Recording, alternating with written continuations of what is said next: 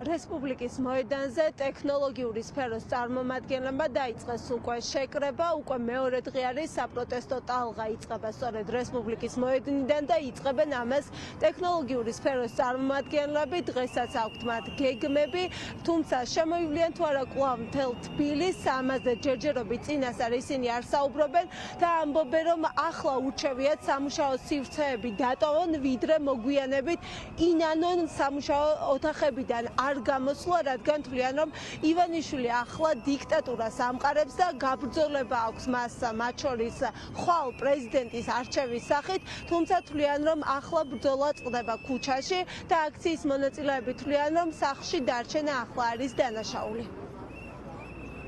დღეს დგავართ აქ იმიტომ, რომ ხონია რომ არასწორად ვითარდება ჩვენი ქვეყანა. მეც და ყველა აქ მდგომსაც და მთელ საქართველოსაც უნდა რომ ჩვენი ქვეყანა წავიდეს ევროპისკენ, არა მარტო IT სფეროს წარმომადგენლებს, არამედ ყველა სფეროს წარმომადგენლებს. შესაბამისად, აქ კი არა ყველგან უნდა ვიდგეთ და მოვითხოვოთ ის, რაც ისტორიულად ჩვენ გვეკუთვნის. ასე რომ, რა ვიცი, სწორად წავალთ იმედია მომავალში და ყველაფერი კარგად იქნება. რეალურად ისე ვერ მიყავს პროცესები, როგორც უნდა, აშკარად ჩვენ კარგად ვაჯანჯღარებთ ამ სისტემას. მთავარი გზავნილი არის ის, რომ ეს არის გრძელვადიანი ბრძოლა, ანუ არც ხვალ, არც წლის ბოლოს ეს არ დამთავრდება და უნდა ვიყოთ მაგისთვის მზად, რომ ერთი თვე, ორი თვე ესე რეგულარულ რეჟიმში გამოვიდეთ, მშვიდობიანად ვაპროტესტოთ და ეს აუცილებლად გამოიწვევს იმ შედეგების მიღწევას, რაც ჩვენ გვინდა. რამაც გვაიძულა, რომ გამოსულიყავით, იყო ევროპისკენ სვლის შეჩერება. ჩვენ, როგორც ტექნოლოგიური სფეროს წარმომადგენლებს, რა თქმა უნდა, გვინდა ევროპა და გვინდა ევროპისკენ სვლა. იმიტომ რომ იქ უფრო მეტი განვითარების შანსია, უფრო შეგვიძლია წინ სვლა, თუნდაც ფინანსური, თუნდაც კარიერული და ასე შემდეგ. გარდა ამისა, პირადად ჩემი გამწარება, რომელიც გამოიწვია, იყო ხალხის ესე მასობრივი დარბევა, ძემა.